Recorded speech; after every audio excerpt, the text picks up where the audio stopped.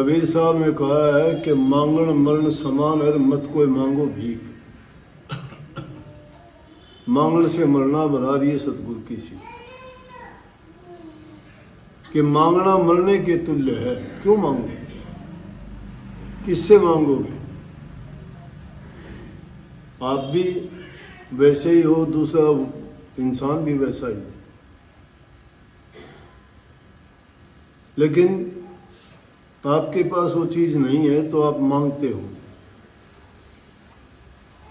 देने वाले की इच्छा नहीं है और आप लेना चाहते हो,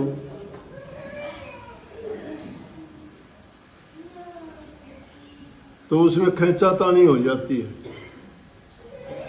वो 1000 बात सुनाएगा आपको। कोई अगर किसी के पास जाता है, सुनते हैं, देखते हैं, कहते हैं तू कमा के नहीं खा सकता, तू जवान है, तू काम कर सकता है, क्यों मांगता है? लेकिन महापुरुषों ने जो बात कही वो इसलिए कही कि इंसान अगर उसकी मजबूरी है तो उस पर किसी का जोर चलता नहीं। भूखा आदमी है, रोटी की जरूरत है, उसके पास जो नहीं है तो मांगेगा। लेकिन ये भी कह दी कि जब मांगने वाला जाता है तो मरने के बराबर है। वो कोई शौक में नहीं मांगता, शर्मिंदगी महसूस करता है मांगने में। तो कहा है कि मांगण गए सो मर गए और मर के मांगण जा, उससे पहले वो मर्या जो होते कह देना। पहले कहा कि मांगण मरण समान है, लेकिन आगे ये कह दिया जो मांगने के लिए जाता है वो समझो मर के जाता है, उसका कोई कहीं भी चारा नहीं चलता जब वो मांगने के लिए जाता है। नहीं तो वो अपनी बेइज्जती करवा के कोई खुश नहीं है। और जो किसी से मांगने के लिए जाता है, समझो कि वो सब कुछ उसका खत्म हो चुका है, तब मांगता है। लेकिन जिसके पास होते हुए कह देता है कि ना मैं नहीं देता, तो वो उससे भी पहले मरा हुआ है। परंतु संतों का मांगना क्या है? कह दे कि संत भी भगवान धार के ने भीख मांगते फिरते हैं, उनके लिए छूट दे दी कि उधर सुमाना टुकड़ा और तन समाना चीर, ज्यादा संग्रह ना ग्रहता का नाम फकीर। कि जो पेट के लिए अगर रोटी मांग लेता है तो भूखा है, तन के लिए कपड़ा मांग लेता है तो ये कोई बुरी बात नहीं, उसके पास नहीं है तो मांग लेने में दोष नहीं है। तो मांगने के लिए कहा कि कभी मांगो ना। किससे मांगो? जो सबको देता है उससे मांगो। तुम जिस आदमी के आगे हाथ फैलाते हो उसने भी किसी से मांगा है। मंदिर के बाहर देखोगे मांगते भिखारी बैठे होते हैं।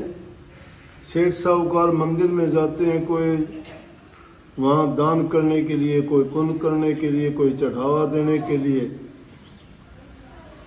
और वहाँ पर उनसे मांगते हैं वो। और वो जो अंदर मंदिर में जाता है वो परमात्मा से मांगने जाता है, वो भी मांगता है। उसके मांगते बनने के बजाय आप उसके मांगते क्यों नहीं बन जाते परमात्मा के? जैसे एक बार राजा शिकार करने को निकला, दूर जंगल में चला गया, रास्ता भटक गया, गर्मी का टाइम था, प्यास लगी, भूख लगी,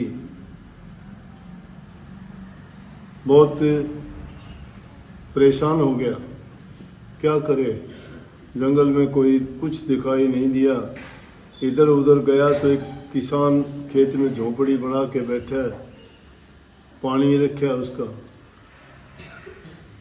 और उसने अपनी छोटी बाड़ी बो रखी है, उसमें काकड़ी, तरबूज, मतीरे, ये सब्जियां लगा रखी हैं। राजा को रात मिली, उसके पास गया और जाके कहने लगा, भाई मुझे बहुत प्यास और भूख लगी है। उसने एक पकाया हुआ तरबूज लेके आया और राजा को देख के कहने लगा कि ये ऐसी चीज है कि भूख को भी मिटा देगी और प्यास को भी मिटा देगी। राजा ने तरबूज खाया, भूखा था, प्यासा था, शांति मिली, प्यास भी मिटी, भूख भी मिटी, बहुत खुश हुआ।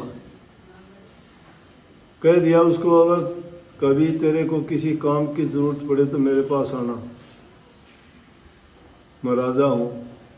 बोले ठीक। राजा मुसलमान था लेकिन अच्छा आदमी था, 5 नमाजी मुसलमान था। बादशाह होते हुए 5 टाइम की नमाज करता था। काफी दिन गुजर के एक दिन उसने सोचा, राजा कह के गया था, चल राजा के पास चलते हैं, कोई काम पड़ गया कि उसने कहा था कोई काम हो तो बताना। गया, जाके कहने लगा, भाई अंदर जाने लगा, दरबारों ने रोक लिया। बोला, भाई राजा मेरे को कह के आया था एक बार के कोई काम हो तो आना, मेरा मुझे मिलना है, जाने दो। उन्होंने जान लिया सच्चा आदमी है, चले गया। महल में जाके देखता है तो राजा नमाज पढ़ रहा था। तो नमाज पढ़ते पढ़ते मुसल्ले पे जब बैठते हैं तो मत्था टेकते हैं, बार बार झुक के। तो बार बार मत्था टेक रहा था। उसने दूर खड़ा हो गया, देख के बोला कि राजा तो वो है। साथ में कोई आदमी खड़ा था, कहने लगा राजा बीमार है। थोड़ा ढोड़ा जमींदार आदमी था, उसको पता नहीं था। बोले कि ना, बीमार कैसे है, तुझे दिखाई नहीं देता।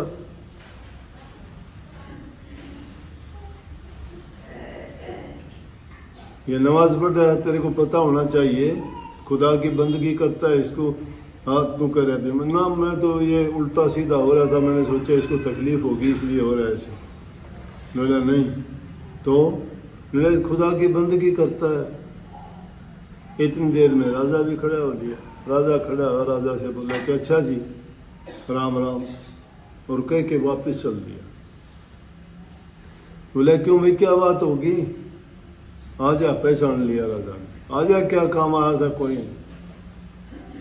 बोला जी कोई काम तो आया था, लेकिन आपको देख के ऐसा लगा कि क्या आप क्या कर रहे थे? बोला मैं तो खुदा की बंदगी कर रहा था। क्यों, क्या बात थी? बोला खुदा से सब चीज मांगते हैं। बोला अच्छा। बोला खुदा, बोला सबको देता है, वो परमात्मा सबको देता है। ठीक है। बोला मैं इसीलिए वापस चल दिया।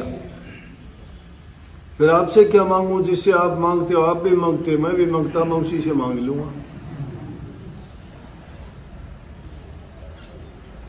जिस चीज की हमें आवश्यकता नहीं है, क्यों मांग लें?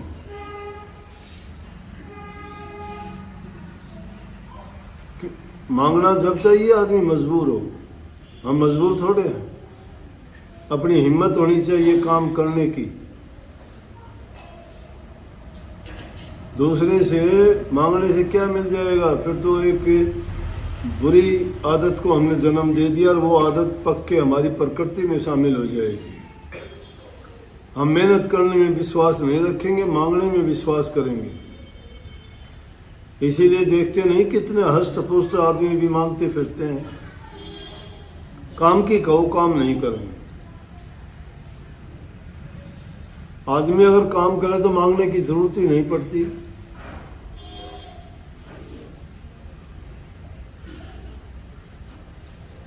इसलिए मांगना एक बुरी आदत है, आदमी को दुर्बल बनाता है, कमजोर बनाता है, डरपोक बनाता है और आलसी बना देता है। आलसी आदमी कोई काम नहीं कर सकता। छोटे जब पढ़ा करते हमें संस्कृत की किताब थी, पढ़े तो थे 7वीं 8वीं तक की, तो उसमें था आलस्य कुत विद्या, अविद्या से कुत धनम, अधन से कुत सुखम। आलसी को विद्या कहाँ? वो विद्यार्थी के लिए था। आलसी को विद्या कहाँ? विद्या बिन धन कहाँ? धन बिना सुख कहाँ? तो सुख चाहते हो तो आलस त्याग दो। आलसी आदमी किसी भी क्षेत्र में जाएगा असफल है। आलस ना करो, अपना काम खुद करने का प्रयास करो। जहाँ तक हो सके अपना खुद काम करने की आदत डालो। किसी पर अगर डिपेंडेंट हो जाओगे, किसी पर आधारित हो जाओगे तो पता सुबह बोलो शाम